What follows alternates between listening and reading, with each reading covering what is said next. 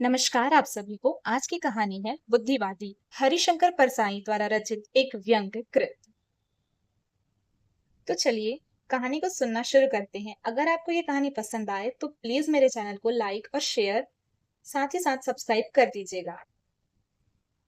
आशीर्वादों से बनी जिंदगी है। बचपन में एक अंधे बूढ़े भिखारी को उन्होंने हाथ पकड़कर सड़क पार करा दिया था। अंधे भिखारी ने आशीर्वाद दिया, बेटा मेरे जैसे हो जाना। अंधे भिखारी का मतलब लंबी उम्र से रहा होगा, पर उन्होंने दूसरा मतलब निकाला और अध्यापक हो गए। अध्यापक थे तब एक टिटहरी की प्राण रक्षा की थी। टिटहरी ने आशीर्वाद दिया, भैया मेरे जैसे होना। टिटहरी का चाहे जो भी मतलब रहा हो, पर वे इंटेलेक्चुअल बुद्धिवादी हो गए। हवा में उड़ते हैं पर जब जमीन में सोते हैं तो टांगे ऊपर करके, इस विश्वास और दंभ के साथ कि आसमान गिरेगा तो पांव से थाम लूंगा। आशीर्वादों से बनी जिंदगी का अब ये हाल है कि बंधी आमदनी 2-2.5 हजार की है, बंगला है, कार है, दोनों लड़के अच्छी नौकरी पा गए हैं, लड़की रिसर्च कर रही है। ऐसे में शरीफ से शरीफ आदमी इंटेलेक्चुअल हो जाएगा। वे कोई खास शरीफ भी नहीं, वे होने में ऐसे ही लेट हो गए। 2 साल विदेशों में रहकर लौटे तो परिचितों में हल्ला हो गया कि वे बुद्धिवादी हो गए। तमाशा, प्रेमी लोग उन्हें देखने जाते और बताते कि वे सचमुच बुद्धिवादी हो गए हैं। एक ने उन्हें खिड़की से झांक कर देखा और हमें बताया, वह तो सचमुच बुद्धिवादी हो गया। कमरे में बैठा छत को ऐसे देख रहा था जैसे हिसाब लगा रहा हो कि छत कितने सालों में गिर जाएगी। एक ने उन्हें बगीचे में घूमते देख लिया। कहने लगा, जब वे फूलों की तरफ देखता तो फूल कांपने लगता। वह भयंकर बुद्धिवादी हो गया। एक दिन हम उनसे मिलने पहुंचे, मैं और मेरा एक मित्र। फोन पर उन्होंने आधे घंटे बाद आने को कहा था। हम उन दिनों पूर्वी बंगाल के तूफान पीड़ितों के लिए चंदा इकट्ठा कर रहे थे। सोचा बुद्धिवादी को देख भी लेंगे और कुछ चंदा भी ले लेंगे। उनके कमरे में हम घुसे, सचमुच वो बदल गए थे। काली फ्रेम का चश्मा निकल गया था, उसकी जगह पतली सुनहरी फ्रेम का चश्मा वे लगाए थे।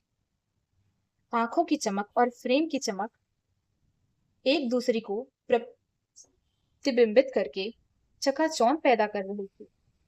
मुद्रा में स्थायी खिन्नता, खिन्नता दुखदाई होती है, मगर उनके चेहरे पर सुखदाई खिन्नता थी। खिन्नता दुनिया की दुर्दशा पर थी, उसमें सुख का भाव इस गर्व से मिला दिया गया था कि मैंने इस दुर्दशा को देख लिया। बाईं तरफ का नीचे का होंठ कान की तरफ थोड़ा खिंच गया था, जिससे दोनों होठों के बीच थोड़ी सी जगह हो गई थी। स्थायी खिन्नता व लगातार चिंतन से ऐसा हो गया था। पूरे मुंह में वही एक छोटी सी सेंध थी जिसमें से उनकी वाणी निकलती थी, बाकी मुंह बंद रहता था। हम पूरे मुंह से बोलते हैं, मगर बुद्धिवादी मुंह के बाएं कोने को जरा सा खोलकर गिनकर शब्द बाहर निकालता है। हम पूरा मुंह खोलकर हंसते हैं। बुद्धिवादी बाईं तरफ के होठों को खींचकर नाक की तरफ ले जाता है। होंठ के पास के नथुने में थोड़ी हलचल पैदा होती है और हम पर कृपा के साथ यह संकेत मिलता है कि आई एम एम्यूज्ड, तुम हंस रहे हो, मगर मैं सिर्फ थोड़ा मनोरंजन अनुभव कर रहा। गंवार हंसता है, बुद्धिवादी सिर्फ रंजित हो जाता है। टेबल पर 5-6 किताबें खुली हुई उल्टी इस तरह पढ़ी है जैसे पढ़ते पढ़ते लापरवाही से डाल दी हो, पर वे लापरवाही से ऐसे छोड़ी गई है कि हर किताब का नाम साफ दिख रहा है। किताबों की समझदारी पर मैं न्यौछावर हो गया। लापरवाही से एक दूसरे पर गिरेगी तो भी इस सावधानी से कि हर किताब का नाम ना दबे। मैं समझ गया कि वे किताबों को पढ़ नहीं रहे थे। हमें आधा घंटा बाद उन्होंने बुलाया था। इस आधा घंटे में बड़ी मेहनत से इन किताबों की बेतरतीबी साधी होगी। बुद्धिजीवी बार बार किताबों की तरफ हमारा ध्यान खींचने की कोशिश करता है। वह चाहता है कि हम चकित हों और कहें, कितनी तरह की पुस्तकें पढ़ते हैं आप? इनके तो हमने नाम भी नहीं सुने। हम चकित होने में देर कर रहे हैं। बुद्धिवादी थोड़ा बेचैन होता। उन्होंने हमें इस तरह बैठाया है कि हमारी तरफ देखने में उनको सिर्फ 35 डिग्री घुमाना पड़े। 35 डिग्री सिर घुमाकर, सोफे पर कुहनी टिकाकर, हथेली पर ठुड्डी को साध कर वे जब भर नजर हमें देखते हैं तो हम उनके बौद्धिक आतंक से दब जाते हैं। हम अपने को बहुत छोटा महसूस करते हैं। उनकी मुद्रा और दृष्टि में जादू पैदा हो जाता है। जब इस कोण से हमें देखकर वे पेट में से निकलती सी धीमी गंभीर आवाज में कहते हैं, टू माई माइंड, तो हमें लगता है यह आवाज ऊपर बादलों से आ रही, पर आसमान तो साफ है। बड़ी कोशिश से हम यह जान पाते कि यह आवाज बुद्धिवादी के होठों के बाएं बाजू की पतली सी सेंध में से निकलती है। जब वे टू माई माइंड कहते हैं तब मुझे लगता है मेरे पास दिमाग नहीं। दुनिया में सिर्फ एक दिमाग है और वह इनके पास है। जब वे 35 डिग्री सिर को नहीं घुमाए होते और हथेली पर ठुड्डी नहीं होती, तब वे बहुत मामूली आदमी लगते हैं। कोण से बुद्धिवाद साधने की कला सीखने में अभ्यास लगा होगा उनको। बुद्धिवादी में लय है, सिर घुमाने में लय है, हथेली जमाने में लय है, उठने में लय है, कदम उठाने में लय है, अलमारी खोलने में लय है, किताब निकालने में लय है, किताब के पन्ने पलटने में लय है। हर हलचल धीमी, हल्का व्यक्तित्व हड़बड़ाता है। इनका व्यक्तित्व बुद्धि के बोझ से इतना भारी हो गया है कि विशेष हरकत नहीं कर सकते। उनका बुद्धिवाद मुझे एक थुलथुला मोटे आदमी की तरह लगा जो भारी कदम से धीरे धीरे चलता है। वे बोले, मुझे यूरोप जाकर समझ आया कि हम लोग बहुत पतित हैं। मैंने कहा, अपना पतन को जानने के लिए आपको इतनी दूर जाना पड़ा? बुद्धिवादी ने जवाब दिया, जो गिरने वाला है वह नहीं देख सकता कि वह गिर रहा है। दूर से देखने वाला ही उसके गिरने को देख सकता है। उस वक्त हमें लगा कि हम एक गड्ढे में गिरे हुए हैं और यह गड्ढे के ऊपर से हमें बता रहा है कि हम गिर गए। उसने हमारा गिरना देख लिया है, इसलिए वह गिरने वालों में से नहीं। मेरे मित्र ने पूछा, हमारे पतन का कारण क्या है? बुद्धिजीवी ने आंखें बंद करके सोचा, फिर हमारी तरफ देखकर कहा, टू माई माइंड, हम में कैरेक्टर नहीं। अपने पतन की बात उन्होंने इस ढंग से कही ही लगा उन्हें हमारे पतन से संतोष है। अगर हम पतित न होते तो उन्हें ये जानने और कहने का सुयोग कैसे मिलता कि हम गिरे हुए हैं और हमारा गिरना वे साफ देख रहे हैं। साथी ने अब मुद्दे की बात कहना जरूरी समझा। बोला, पूर्वी बंगाल में तूफान से बड़ी तबाही हो गई। उसने मृत्यु, बीमारी, भुखमरी की करुणा गाथा सुना डाली। बुद्धिवादी सुनता रहा। हम दोनों असर का इंतजार कर रहे। असर हुआ। बुद्धिवादी ने मुंह के कोने से शब्द निकाला, हाँ, मैंने अखबार में पढ़ा है। उस वक्त हमें लगा कि पूर्वी बंगाल के लोग कृतार्थ हो गए हैं कि उनकी दुर्दशा के बारे में इन्होंने पढ़ लिया। तूफान सार्थक हो गया। बीमारी और भुखमरी पर उन्होंने बड़ा एहसान कर डाला। मैंने कहा, हम लोग उन पीड़ितों के लिए धन संग्रह करने निकले। हम चंदा लेने आए थे, वे समझे। हम ज्ञान लेने आए। उन्होंने हथेली पर ठुड्डी रखी और उसी मेघ गंभीर आवाज में बोले, टू माई माइंड, प्रकृति संतुलन करती चलती है। पूर्वी बंगाल स्थान की आबादी बहुत बढ़ गई थी। उसे संतुलित करने के लिए प्रकृति ने तूफान भेजा था। इसी बीच पूर्वी बंगाल में उनकी सहायता के अभाव में एक आदमी और मर गया होगा। अगर कोई आदमी डूब रहा हो तो वे उसे बचाएंगे नहीं, बल्कि सापेक्ष घनत्व के बारे में सोचेंगे। कोई भूख मर रहा हो तो बुद्धिवादी उसे रोटी नहीं देगा, वह विभिन्न देशों के अन्य उत्पादन आंकड़े बताने लगेगा। बीमार आदमी को देखकर वह दवा का इंतजाम नहीं करेगा, वह विश्व स्वास्थ्य संगठन की रिपोर्ट उसे पढ़कर सुनाएगा। कोई उसे अभी आकर खबर दे कि तुम्हारे पिताजी की मृत्यु हो गई, तो बुद्धिवादी दुखी नहीं होगा, वह वंश विज्ञान के बारे में बताने लगेगा। हमने चंदे की उम्मीद छोड़ दी।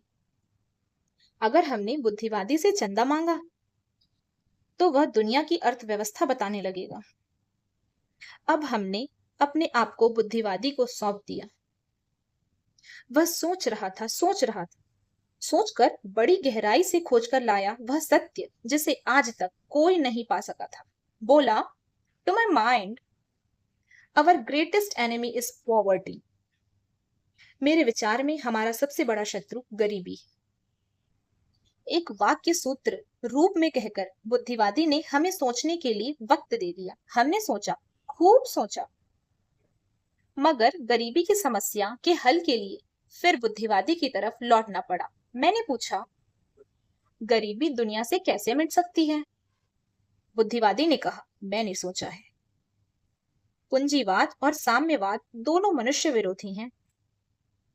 ये दोनों गरीबी नहीं मिटा सकते। हमें आधुनिक तकनीकी साधनों का प्रयोग करके खूब उत्पादन बढ़ाना चाहिए। मैंने पूछा, मगर वितरण के लिए क्या व्यवस्था होगी? बुद्धिवादी ने कहा, वही मैं आजकल सोच रहा हूं, एक थ्योरी बनाने में लगा हूं। मनुष्य जाति की तरफ आशा की एक किरण बढ़ाकर बुद्धिवादी चुप हो गया। मेरे साथी ने कहा, हमें समाज का नवनिर्माण करना पड़ेगा।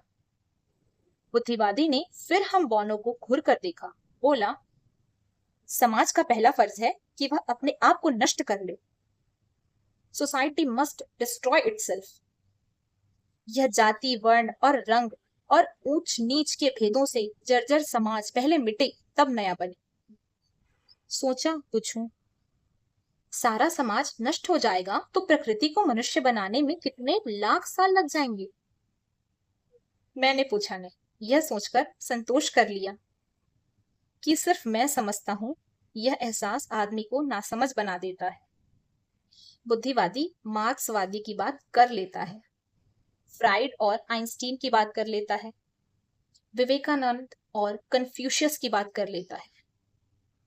हर बात कहकर हमें उसे समझने और पचाने का मौका देता है।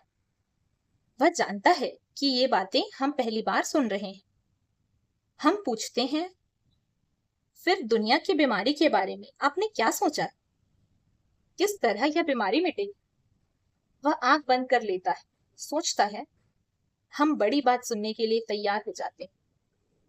बुद्धिवादी कहता है, ultimately I have to return to Gandhi. आखिर मुझे गांधी की तरफ लौटना पड़ता है। लव, प्रेम।